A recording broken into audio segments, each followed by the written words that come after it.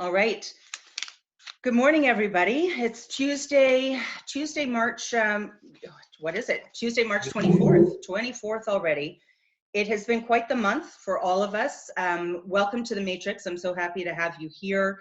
Our goal with the Matrix and this program is to introduce you to the people and the insights and the epiphanies to help you master your money with a better understanding, really, of the mechanics and the science and the biology of it. And so today, a big piece of our conversation is going to focus on the mechanics of money, and specifically in your business. But you know, these are unprecedented times, and I think we're going to wander into a lot of different territory, not just money management, but definitely money mindset. At this point, I think it's fair to say that a lot of us have money on the mind. So welcome. We're going to take the next hour together in this community. A couple things just to share with you. Please feel free, if you have any questions, to put them in the Q&A or put them in the chat box. I'll be monitoring those as Ron kind of guides us through our time here this morning. And again, if you were here a little earlier, just so that you know, I'm just going to put out a little disclaimer. My internet in the past has cut in and out, so hopefully we don't have that technical difficulty, but it's my understanding that you can still hear Ron, or in past broadcasts, you've been able to hear the speakers. So if I cut out, don't worry, it's probably not your computer, it is mine. So today we have a very, very special guest with us. He's actually a superhero in his own right. He has supported thousands of business owners across the country for the last 30 years. He's a nail the number pro that I have had the great privilege of working with since 2014, supporting business owners when it comes to the point of helping them master their money. He's got a diverse career that spans over 30 years and has worked in many different industries, including manufacturing, retailing, service-based industries. He is the past president of the Canadian Council for Small Business and Entrepreneurship, and the adjunct professor of small business and entrepreneurship for Acadia University and Université Sainte-Anne. Did I get that okay, Ron? Absolutely. Money is definitely where his mouth is. He has owned and operated small businesses in the past, and he's also co-authored 2 books. One is called Demystifying Financial Statements, and the other one is, I hope I have this right, Growth Strategies for Small Business. So Ron, thank you for being here. I know many people on the call today have been at your workshops and your boot camps. And the irony of our call today is that Ron was just in Saskatchewan. We did this cross-province tour. He left, I think it was on the 5th of March or the 6th of March, so less than 20 days ago. And you were working with business owners on pivoting for profit and transitioning for profit. And we were actually talking about the coal industry and that shutting down and what businesses could do. And now our world looks completely different. So enough from me. Let's turn it over to Ron. Ron's going to speak to us today about things that we can do to better prepare, pivot, and progress through this crazy time of COVID. So welcome, Ron. Thank you for being here. Well, thank you very much for having me. And, you know, these are very trying times. They're unprecedented. You know, absolutely. You know, in the workshops a few weeks ago, I talked about the 2008 financial crisis worldwide. And I said, the bubble's ready to burst again, but I didn't think it was going to be this early. So, but at the same time, you know, it comes back to the real message that I've been giving all the small businesses, you know, for the longest time, is that we need to grow our profits. We need, you know, one of the things, why do we need profits, is to overcome these ebbs and lows of the economy, because this happened, there's going to be another one behind it one day. So we always need to get our business in a shape where we can overcome these ebbs and lows. And this is exactly what happened in 2008 with the best in sector companies that were able to sustain that. So you know, one of the things that we can look though is that, okay, so we have the situation, we didn't expect it, it's been dealt to us, so how do we deal with it? So I want to cut it down into basically maybe three components. The first component is what can we do right now? And I'll talk more money than anything else. The second thing I want to talk about is to take advantage of whatever is out there for help for small businesses. And the third thing I want to talk about is what can you do right now moving forward in order to make sure that you're preparing your business, or not preparing, but you continue to uphold your business and you can actually do business in these times of you know, these important times where a lot of businesses are struggling. So, so the first thing I want to talk about is that cash is king. You know, and we talk about that all the time, you know, whether it's our workshops or the message that we're getting, cash is king. We need to have a little bit of cash on hand to be able to do the things that we want to be able to do and to make sure that we are paying the bills and that we can pay our employees and also have some for ourselves. But right now, you know, most businesses are operating on a very tight line to begin with. And so what can we do right now in order to try and keep as much cash in our business as possible? So the first thing that I have is, you know, cut out all discretionary spending. You know, go down your list and take a look at your income statement, go into the indirect expenses and look at every item that you have in there. And so, and some people don't realize it, but there's a lot of things in there that we can put a stop on. We have control. Don't forget, there's only the things that we can control are the things that we need to work on. The things we can't control, listen, don't spend time and energy worrying about that. That's going to happen. So when we look at stopping all discretionary spending, you know, and it hurts because we're going to be affecting other people who typically we pay them for services, but you have to protect yourself, your business, because if you're not going to be in business in 6 months, it ain't going to help anybody. So we have to look at what we mean by that.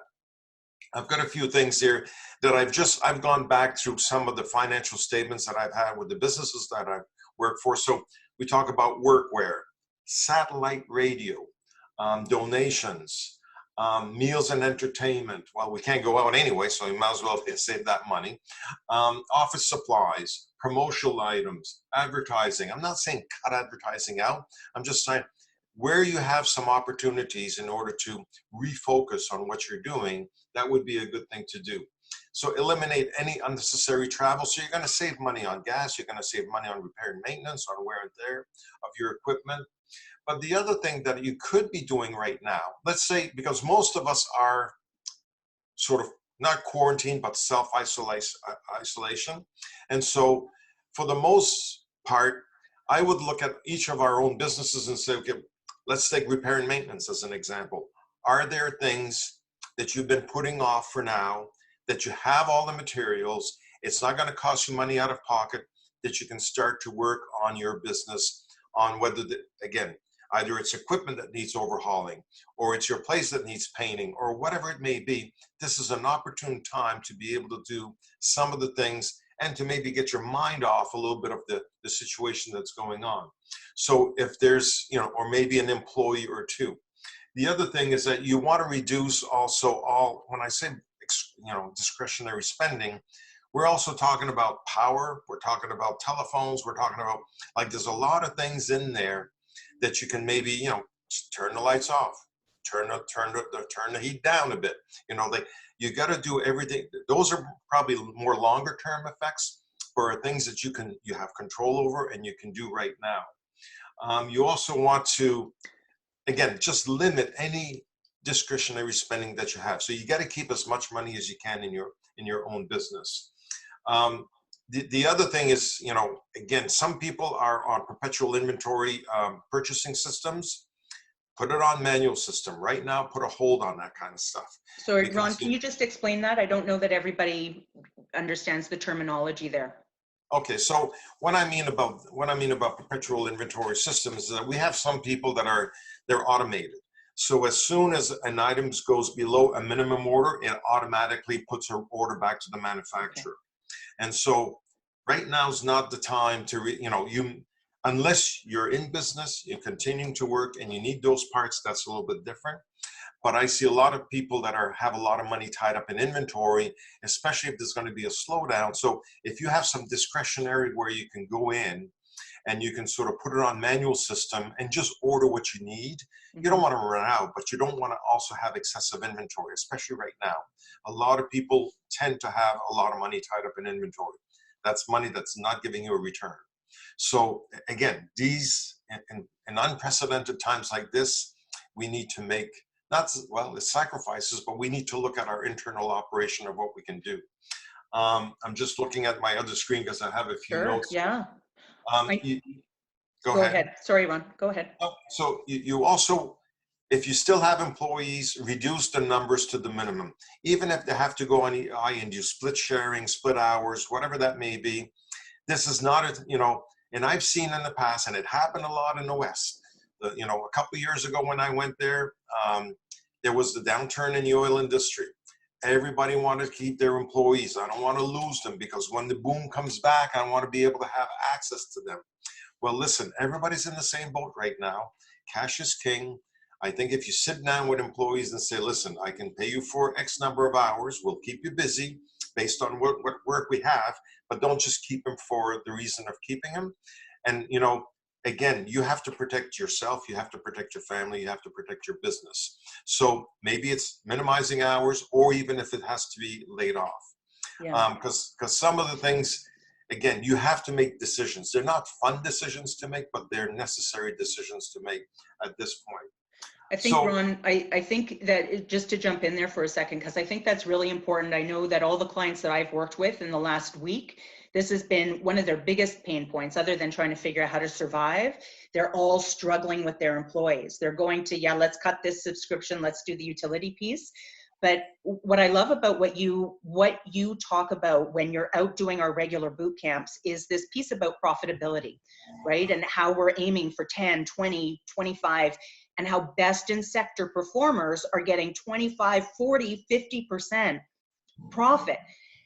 And so I think this is a really good opportunity for us too, to model what the best in sector performers are doing to keep their business alive. We're seeing it across the board. It's not fun, but you're not doing yourself any favors or the business any favors by keeping these people. You lay them off, they can start applying for EI. They get that process done sooner rather than later, right? We're not sure what's happening in the markets these days.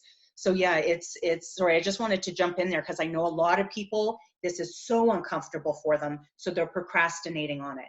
And just even if all you do right now is put together a plan as to who would share hours, who would be the first to go, how can you reduce hours, then at least you can implement on the plan versus waiting another week or two. Sorry, I just wanted to jump in there, Ron, because that's what I've been seeing. no, and you're absolutely. I would rally my employees together, have a sit down and say, okay, we have this situation. Let's put our heads together. You'll be surprised at what they come up with that you thought was going to be a lot of negativism. And now you have everybody sort of on board, say, okay, I can do this, I can do. Some people may not, but I think you'll find a solution if you rally them together, sit them down. This is the situation, and simply say, as an owner, I need your help. I need to be here for you in the long run. So let's put our heads together and see how we're going to solve this. So, It's a and beautiful point. and most of them will probably find some things that you never thought about, like, well, we could do this or we could do that. So it's this morning, it's interesting. I was talking to this guy, sells motorcycle parts on a national level. And so I just wrote him a quick email and I said, how's it going, Mark? I said, I've been thinking about you. This is unprecedented times. And, 2 weeks ago, you were in a different situation. He says, you know what? He says, I've got all these people in isolation. My Facebook and my website and everything else is say, you got to stay home anyway. You're working in the basement on your motorcycles. Why not order parts? And he has been just busy, he's busier than when he was 2 weeks ago, simply Wow. because, so he didn't realize it then, but it was just one or two people started to call, and he's a very personable person. He's a sales guy as well, so he likes to have interaction. So he likes to have discussions with people, and and then he started to get the information. So now he's converted his marketing information as, if you're going to be in the basement anyway, you might as well order parts and get your bike fixed. Well, it's nice to see consumer spending is still alive and it's still happening. That's awesome. So what I'm hearing you say is that the discretionary spending, start going through that list, canceling where you can. We started talking about people. Before we started the call, you made a really important point about EI and what people should be checking off or not if they are applying for EI. Do you mind just sharing that with the group? Absolutely. And you know, the federal government's still trying to pass the bill for these the programs that are going to be available for small businesses. Unfortunately, none of them have been passed yet. So the application form isn't even out yet. It'll be in early April. But these are for people who, I mean, if you qualify for EI, you can still apply for EI, but they have waived some certain things. So under the EI application form, there's a couple of boxes there. One says lack of work, and another one will say other. And a lot of people have been putting other, because there's over 500,000 people that applied for EI in just 24 hours here earlier this week. So he said, if you put other in and you put COVID-19, it will kick you out of the system and go to a manual system where a person actually physically has to call you. And they said, just put lack of work, and that way there, your application will be processed automatically and very quickly. So make sure that employers are telling their employees not to put other, just to simply put lack of work. Beautiful. Okay. And in terms of limiting some of those expenses, can we talk a little bit about loan deferral programs? Because I know that might be one big expense category that we can do something with. And I know you were talking a little bit about this before we started the call today. So this is where I want people to take advantage of everything that's out there in order to support small business right now. So you've got the government that is, you know, providing some additional loans through EDC or BDC that you may or may not apply to you, but you have to look at that. The banks are, you know, they've been sort of told, but I don't think the message has been disseminated to the actual branches. It's only at the high level that they're going to do something for small business. But do have conversations with whoever you have, whichever creditors you have. I think it's a time to have that conversation with them. Sit down, either give them a call or email them or do something and say, okay, we're in this situation together. Is there anything you can do for me? Whether if it's interest only, again, cash is king. So if you don't have to make that big principal payment and just pay the principal, you're going to keep some of that cash into your business for a longer period of time. So from a bank perspective, from if you got money from a community futures or whatever, I know that they're there to help small business. Nobody's there to put anybody out of business, but you need to initiate the conversation. You need to call these people. It's like, you know, we talk about relationship with bankers. If they don't know what's going on, Yeah, then they can't help you. So if you ask them, you call them and see what are the possibilities, people will find solutions for you. yeah. Communicate, communicate, communicate. Ask for help. I'm looking directly in the webcam right now because I know a lot of you are trying to do this on your own. Reach out, ask for help, get on the radar of your account reps, your bank, BDC, community futures, women entrepreneurs, get on the radar and let them know what it is that you need. It's so important right now. This is not the time to, you know, to be the typical entrepreneur, you warrior up and think, I can do this all on my own, right? We need that help for sure. I want to ask you, Ron, I know that with some of the entrepreneurs, and I don't know if this is the approach that you've taken, I've also asked them to start looking at where they can batten down the hatches on the personal side of things so that they're not necessarily needing that draw out of the business that they've been taking in the past. I've encouraged them to potentially look at the EI benefit that's coming out in April and to do exactly what you've done, what you've recommended here in business for them at home. Right? Where can they start to defer the utility payments? What can they start doing with credit cards? I'm also wondering with that conversation on credit cards, I know that many credit cards historically had been promoting the disruption insurance, right? In the event that someone loses a job or in the event that there's a disability, that insurance is supposed to kick in and cover off the balances. I don't know if you've had any experience in that. I know it's early days yet, where probably a lot of people aren't quite in that space. But have you heard anything about typical business disruption insurance kicking in now, or the credit card disruption insurance? Actually, I haven't heard either, but the only thing I can tell you is that when I was flying back from Saskatchewan or Alberta, is that COVID-19 is for most insurance companies will not be covered. So it's a really sad thing, but you know, nobody wants to take the blame. Nobody wants to take the risk, and so this is where if it, yeah. So it's and I'm not.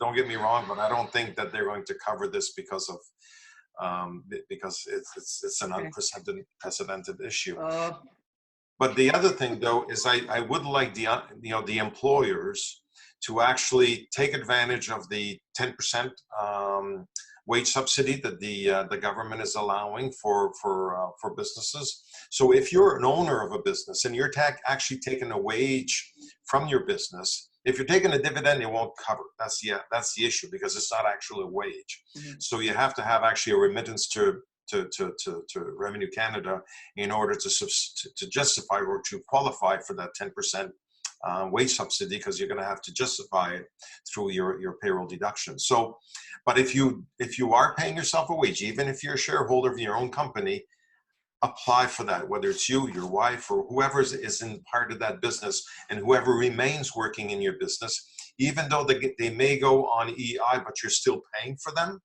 Listen, there's no rule that saying you can't apply for it for whatever balance that's going to be out there. So take advantage of that as much as possible.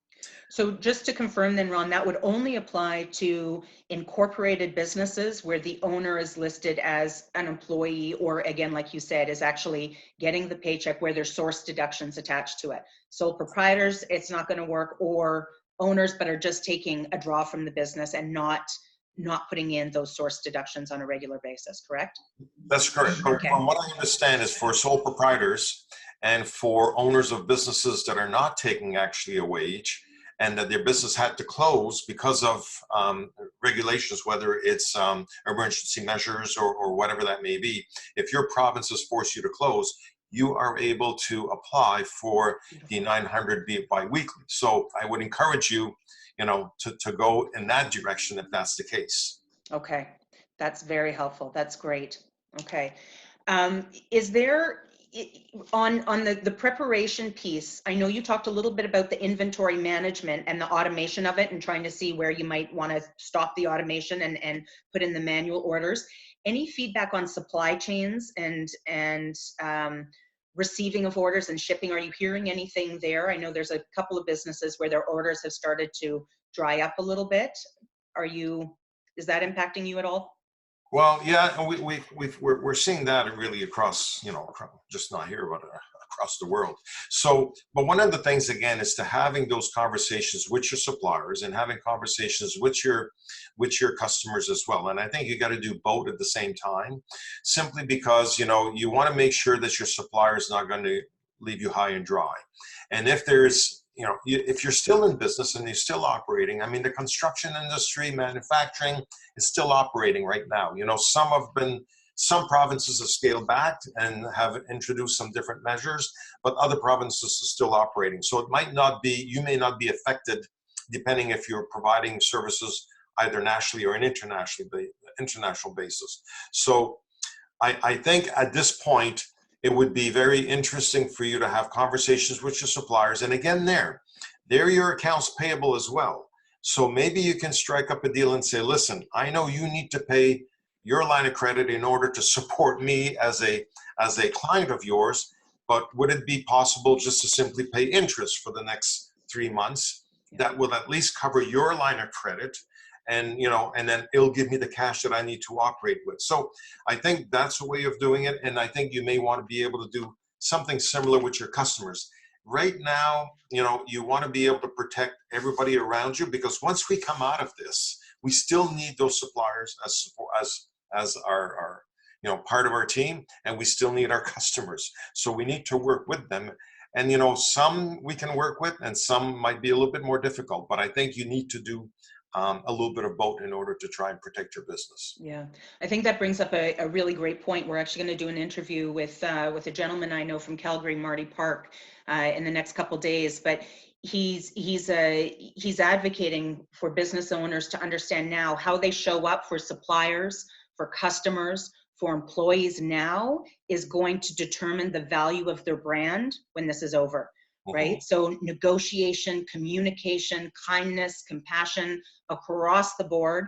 And it's really just doing the best we can and showing up for people powerfully. So thanks for that, Ron. That was some gold there. Can you, before we move on, we just have a couple people in the chat that just wanted some further clarification. That last piece that we talked about, where if you are a business owner and if you've had to close your doors and lay off people, you talked about eligibility of 10%. Do you mind just clarifying that once again so that we all know exactly what's happening there? Okay, so if you're still on the payroll as an owner of a business and you're paying yourself a paycheck, you will be able to access that 10%. If you're, because I have a couple of companies in New Brunswick and in PEI and they're simply they're the shareholders of the business, but they had to close because of the sector that they're in.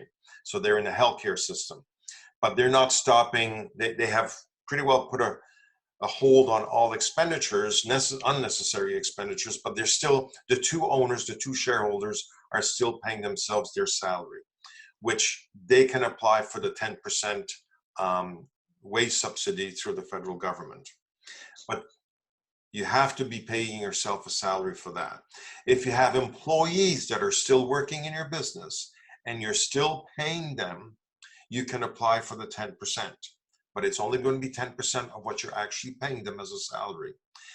If you're laying them off, then because of the situation, whether they qualify for EI or not, the program, the package is supposed to provide them with $900 biweekly financial support for 15 weeks. So this is, I think the employees need to help and I've been looking for the application, but it's not out yet. So as soon as the site comes out with a link, I'd love, either I get it or anybody else gets it. We got to share that with everybody because we need to help our employees as much as possible go through this process. I mean, they're just as, they're just as nervous as anybody else. So what I'm hearing you say then is it's 10% of the salary that you're paying yourself or your employees. Your government will still will give you that in addition to, so you don't need to have lost your salary. They're giving you that as a mechanism to try to keep people employed, correct? That's what I understand. Okay. That's what I understood. Perfect. Yes. One thing we didn't talk about, sorry, I'm going to come back to the chat here. Multitasking is not my forte.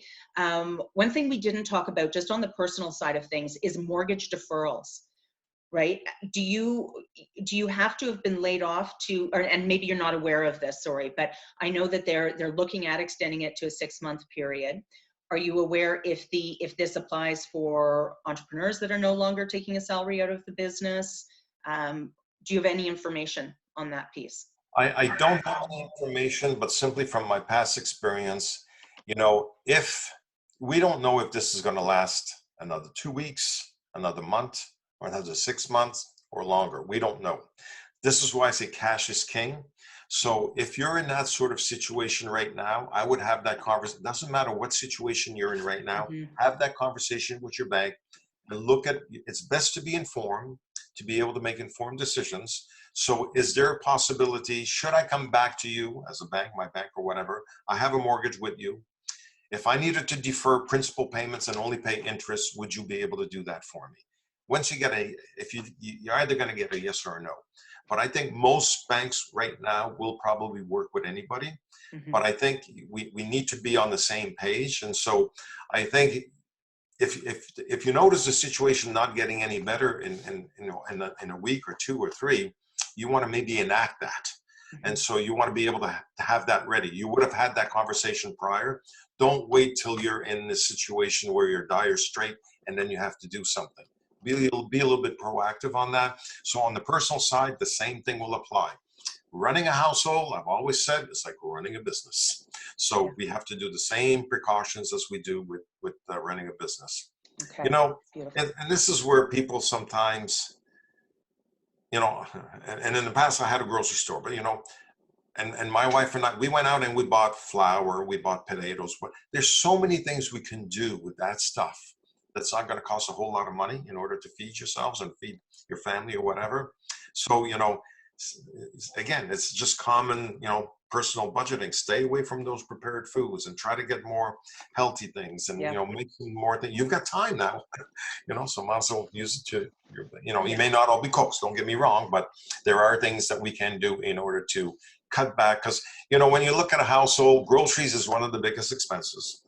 And then our mortgage and our loans are the other one. So if we can control that, the same thing in business, our two biggest costs is going to be labor and materials. So if you don't have the sales, you're not going to have the labor and materials. So now we've got only about 25 to 30% of our expenses that are not all discretionary expenses, but they're operational expenses. So from those operational expenses, which one do we have control over and which one can we minimize? So hopefully bringing it down to maybe 15 to 20%, then you're much better off, in the long run.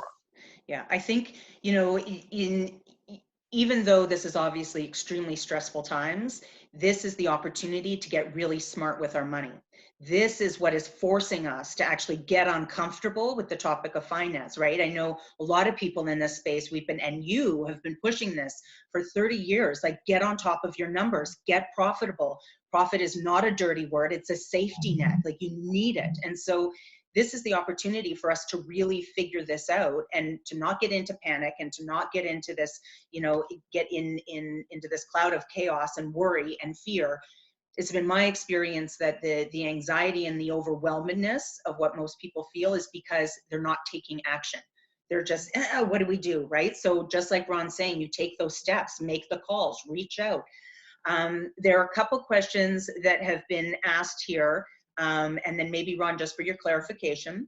So for those people who are sole entrepreneurs, sole proprietors, it's my understanding they will be eligible for a social assistance program come April. They are not eligible for the EI benefits, employment insurance, because they have not been paying in to source deductions.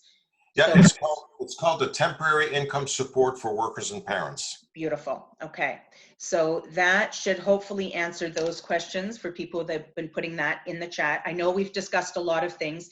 EI is for the employees, for either your employees or for yourself. If you have been putting in source deductions, right on that pay stub, it will actually show how much money every month you've been contributing to EI.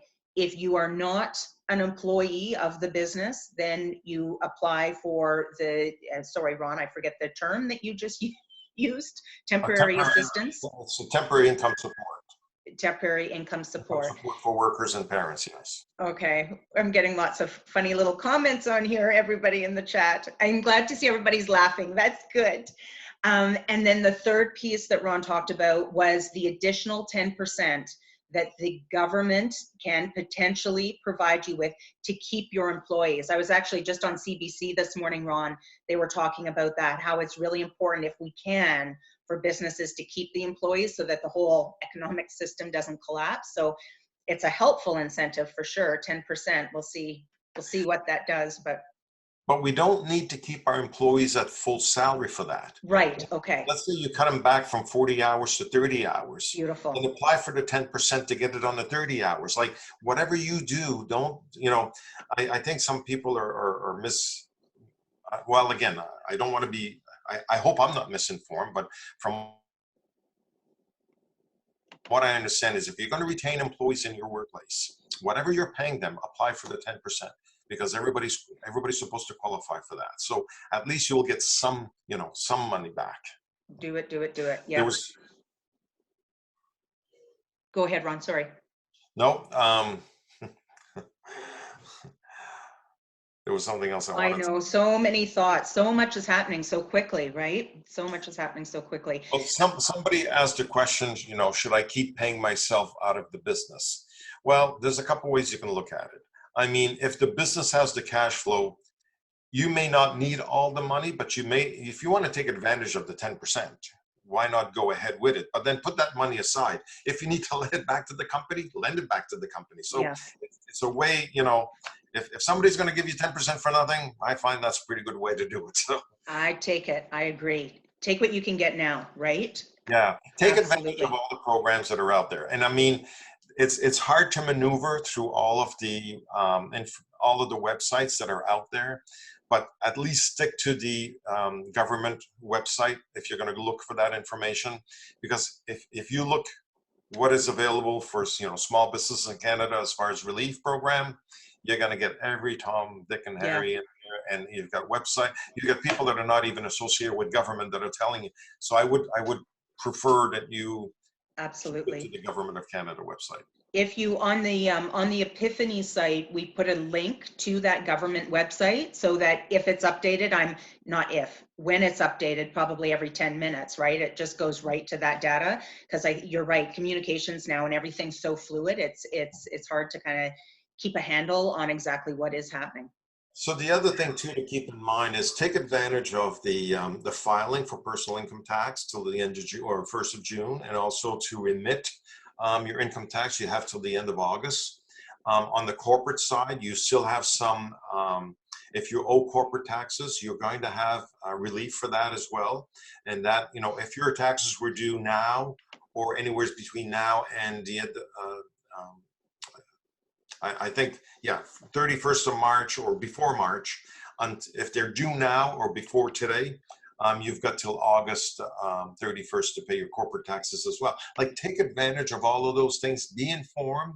I don't have all the answers, and I don't have all the right information because it keeps coming out in dribbles and drabs. Mhm. But it will come out. It will be more specific. It will be clearer.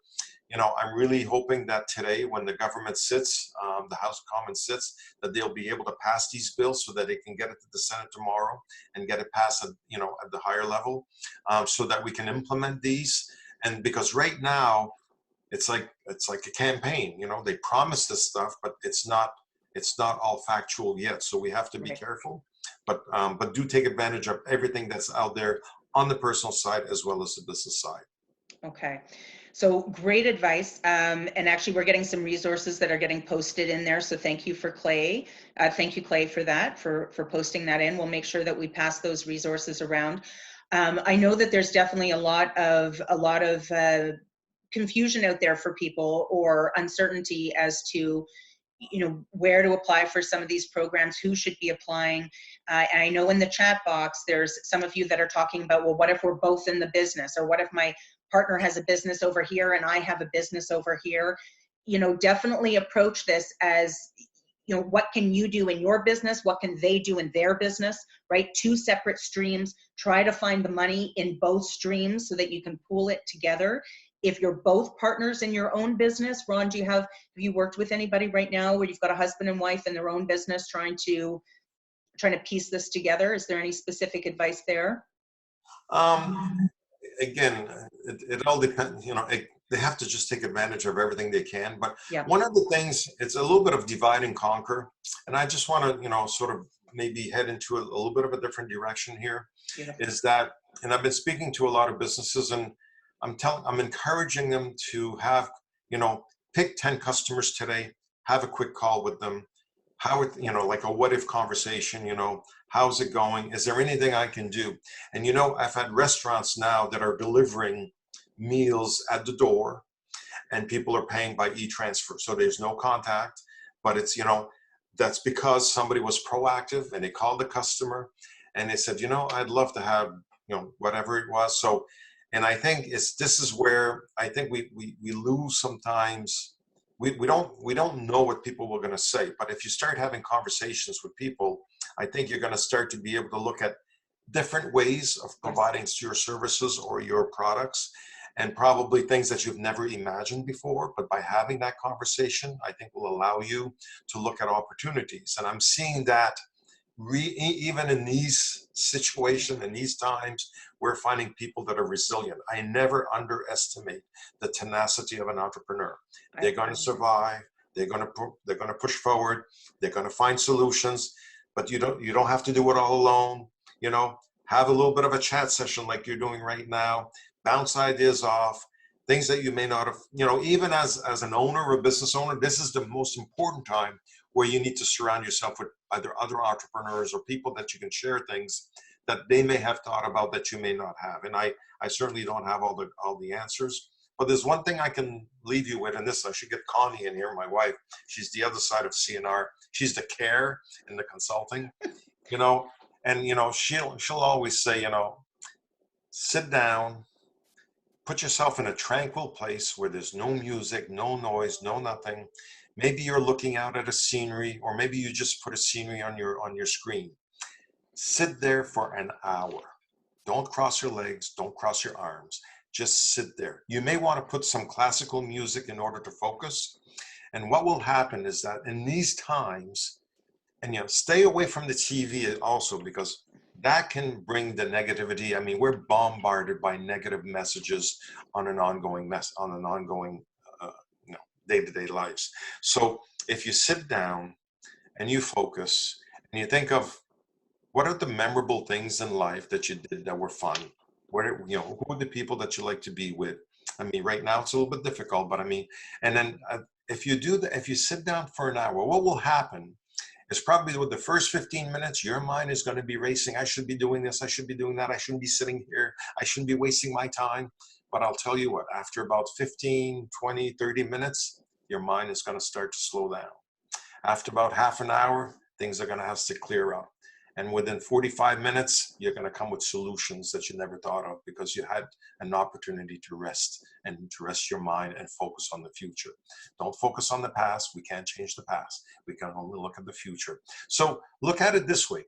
What are you going to do in your business in 6 months from now? You know, pose yourself a few questions so your subconscious can start working on it.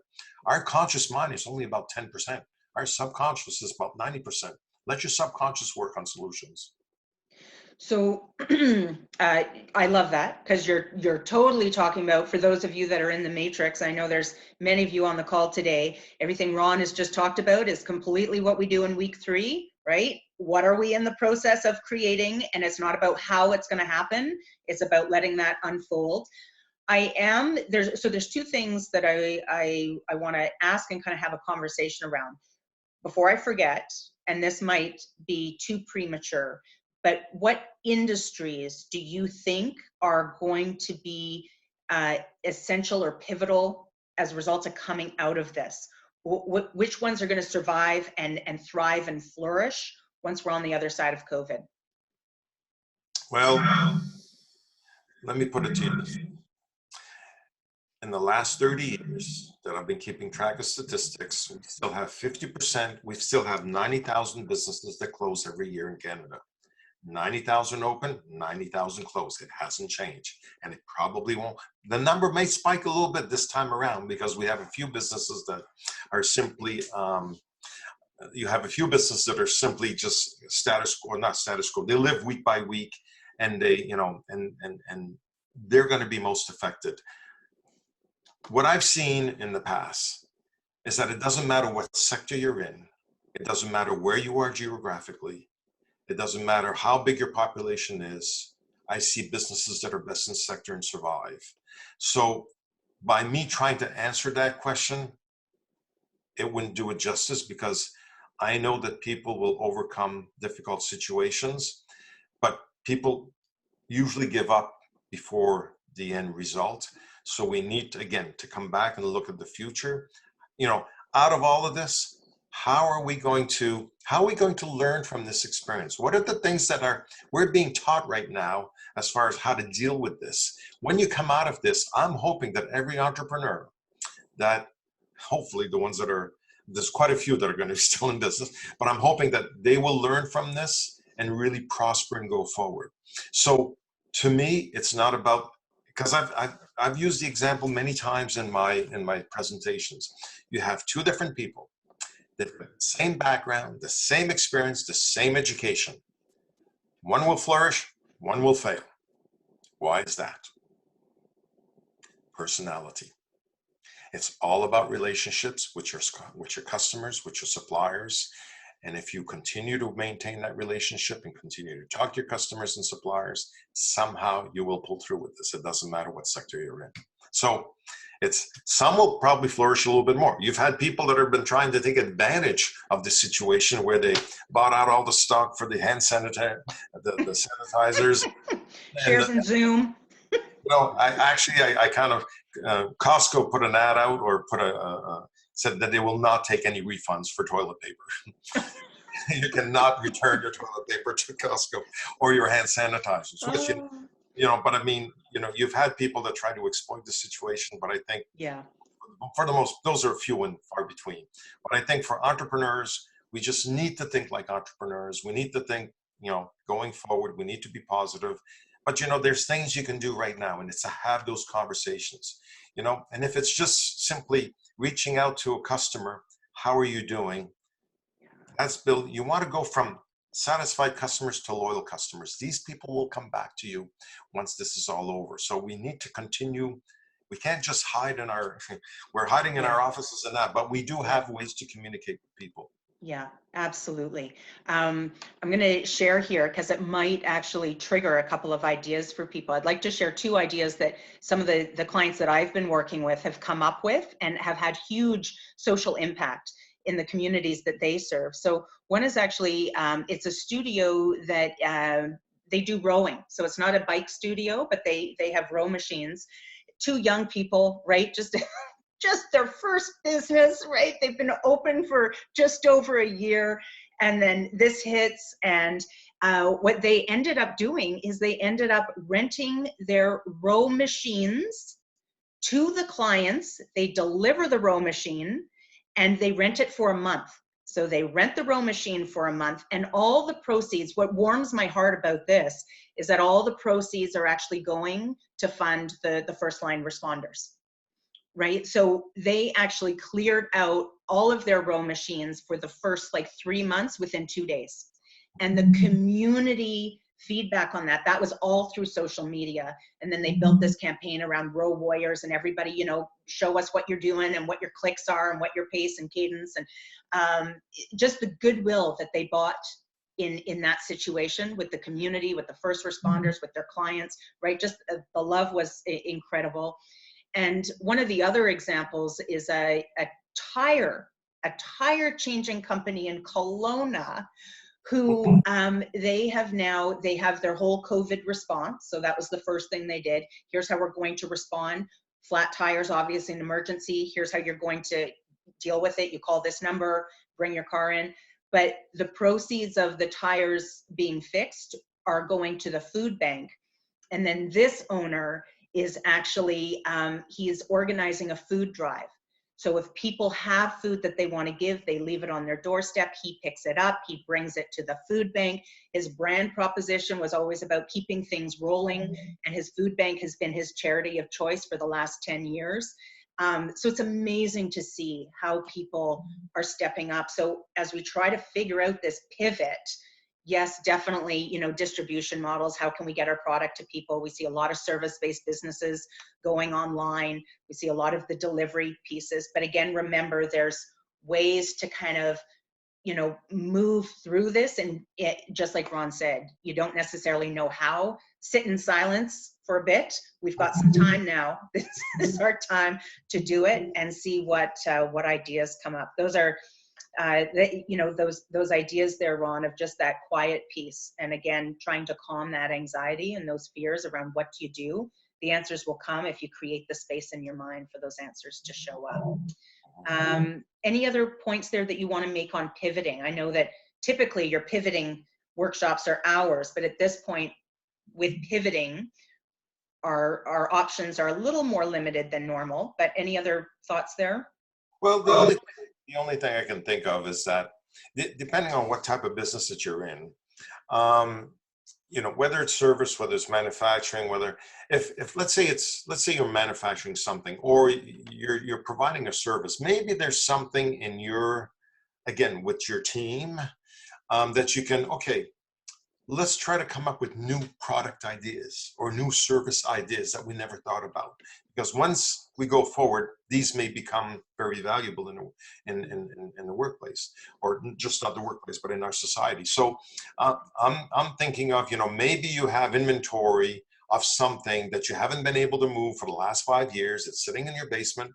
Well, now's the time to maybe go look at it and see, can you value add something to that, change it a little bit, put a little bit of time in it, and then, again, sell it online or whatever. Like, I think there's some things that you may be able to, because, I go to a lot of businesses and I say, well, what's all this? And they say, well, that's stuff we haven't been able to sell for the last 5 years. And okay, well, it's tying up money, but they don't want to take it off their balance sheet because they don't want the bank to know that it's, so I think that there's an opportunity there where you may be able to do something with that stuff.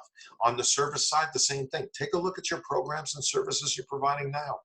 And is there something that you will be able to, to develop? Now's the time. You've got a little bit of time. Maybe you can, I'd like to write another book.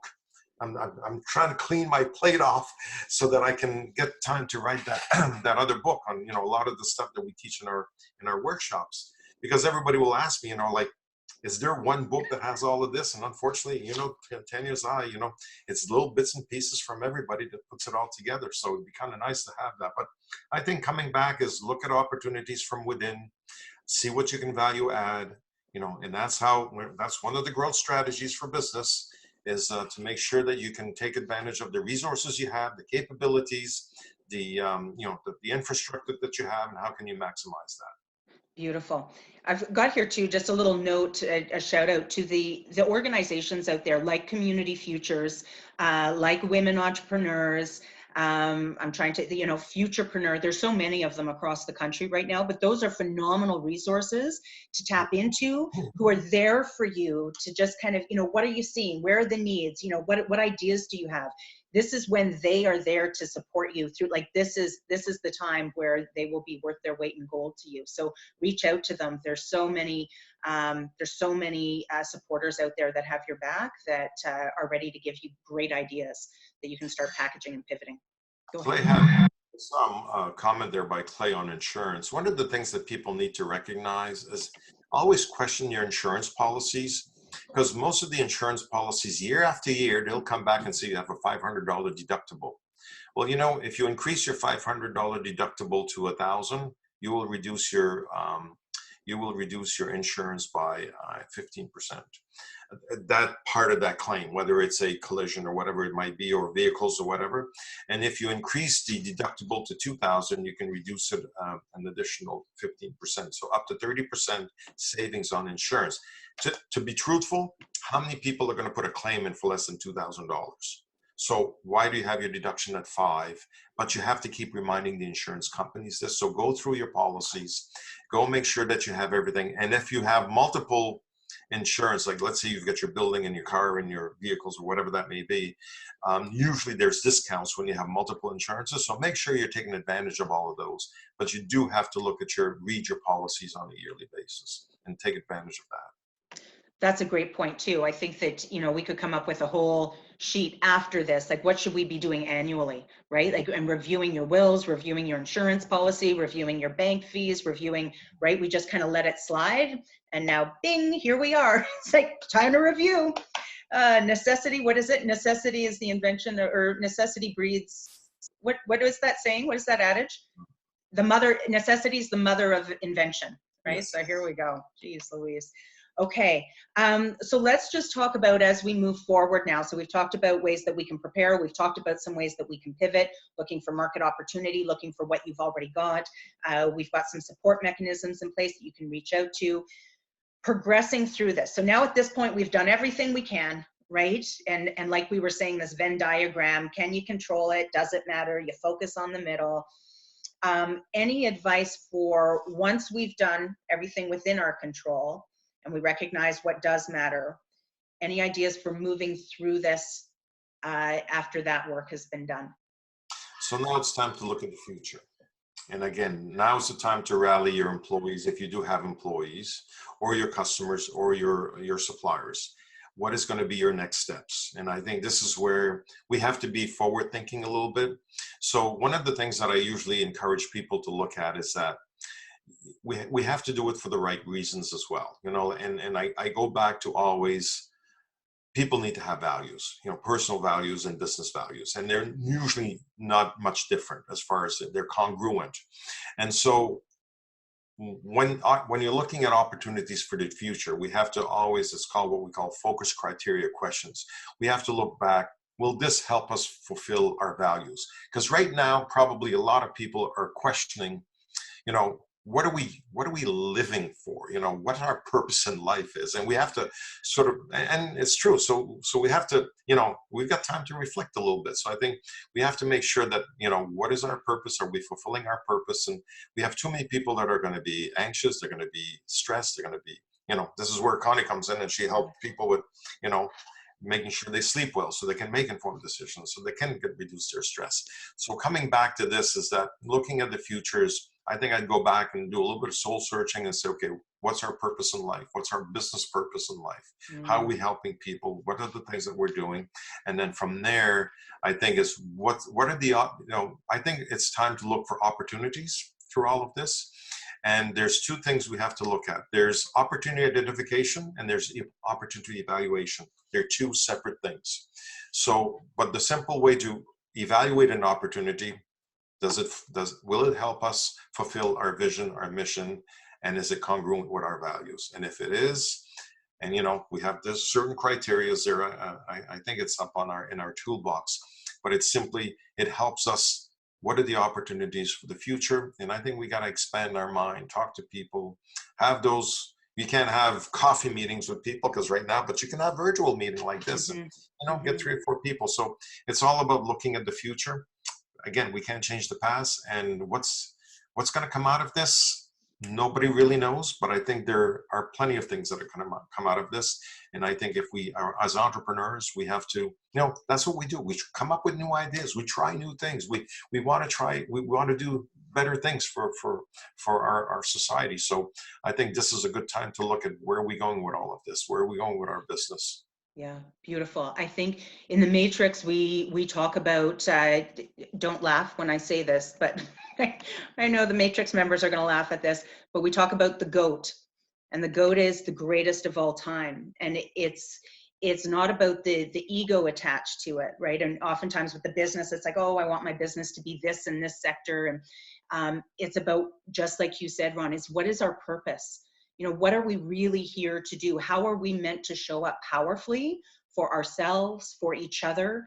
And when we've got that GOAT, it's like it's anchored there and it brings us up the mountain. And I think you're right. I think that, we've been living through a time where there's been so much confusion really and noise that it's kept us from, what is our purpose? And are we showing up with value? And are we showing up to make this a better world? Or is it just for the sake of trying to be busy and trying to do something, right? So you're right. I think this time of, although externally it feels chaotic, but internally it's our choice, whether we choose to listen to the news, turn it on, turn it off, what actions we take.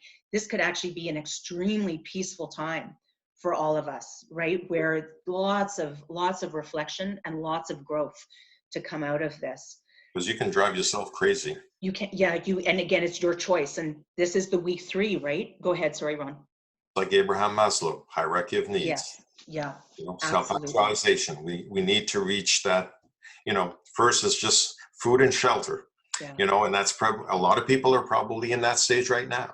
Yeah. But we're gonna get over that, and then it's gonna be, then the social, we have social distancing, but part of Abraham Maslow is this, we have that social interactivity. We're gonna get back to all of that, but I think we have to look at social, our what are we here for? What's our purpose, and how can we get back to society? Absolutely.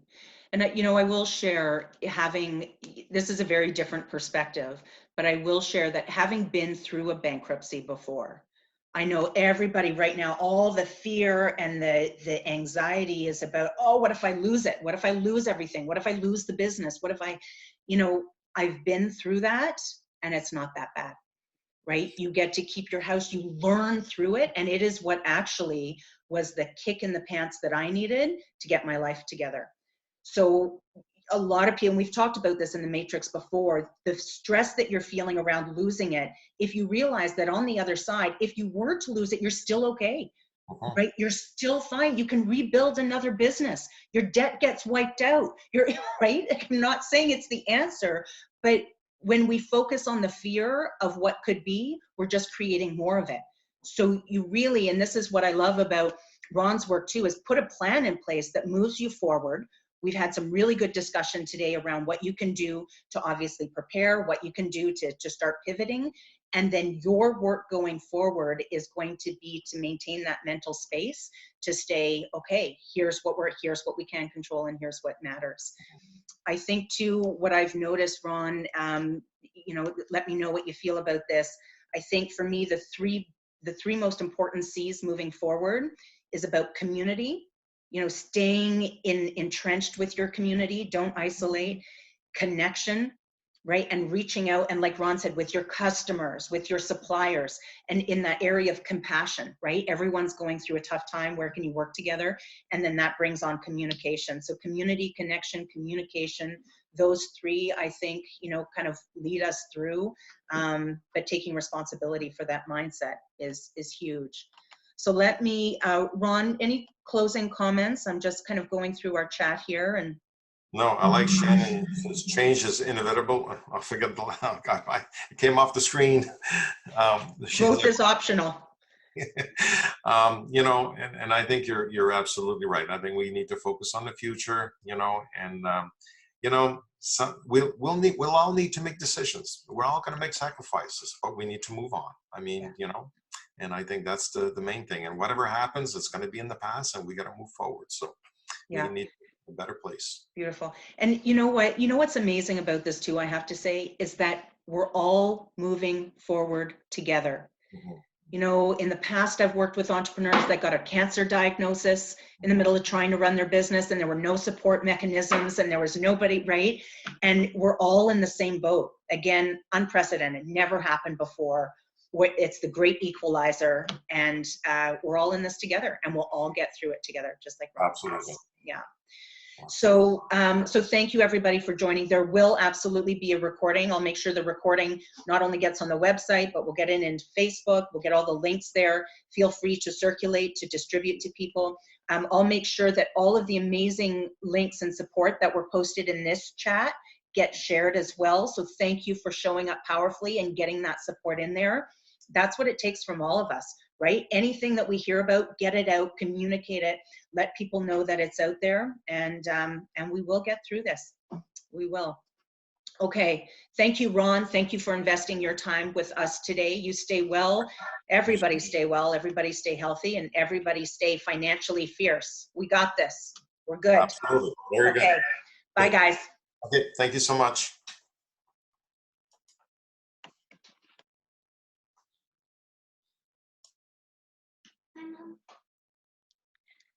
Thanks, everybody. I'm just reading your comments. Thank you again for showing up. Great to have you all here. Don't worry about the link, Sylvia. I'll make sure to get those posted. I will get them on the Epiphany site and into Facebook. So we'll make sure there were some links on RBC. There were some links that Clay posted on the government resources. Again, thank you for showing up powerfully, everybody. Okay. All right.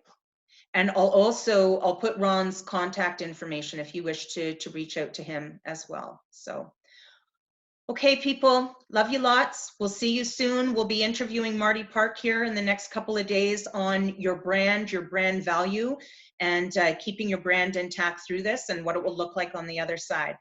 Bye for now. Lots of love.